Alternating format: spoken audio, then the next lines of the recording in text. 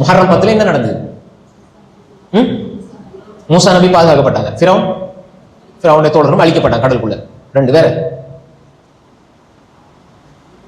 சொல்லுங்க வேற. ரைட். இப்போ இது உங்களுக்கு தெரிஞ்ச 2 விஷயம்.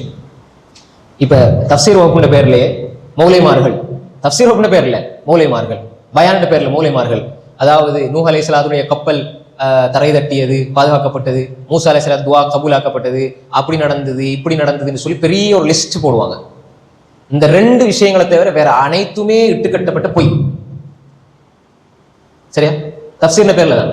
அங்க மூசா அலைஹிஸ்ஸலாம் துஆ கபூலாச்சுது, அதே மாதிரி நூஹ் அலைஹிஸ்ஸலாத்துக்கு இப்படி, ஆதம் அலைஹிஸ்ஸலாத்துக்கு அப்படி, இப்ராஹிம் அலைஹிஸ்ஸலாம் இப்படி நிறைய கட்டுக்கதைகள்.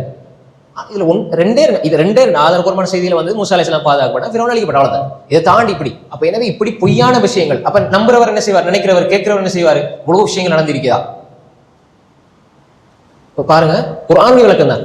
ஆனால் குர்ஆன், அல்லாஹ் இறக்கிய குர்ஆனை கொண்டு, அல்லாஹ் இறக்கிய குர்ஆனை ரசூலுல்லாஹ்வுடைய வார்த்தையை கொண்டு, ரசூலுல்லாஹ்வுடைய வார்த்தை சஹாபாக்களுடைய வார்த்தையை கொண்டு, இப்படித்தான் இந்த வழிமுறை எல்லாமே வழிகாட்டல. யா அல்லாஹ் குர்ஆனுடைய விளக்கத்தை எனக்கு தாயா அல்லாஹ், குர்ஆனோட நேரத்தை ஒதுக்க நீ அவகாசம் தந்திரியா அல்லாஹ்.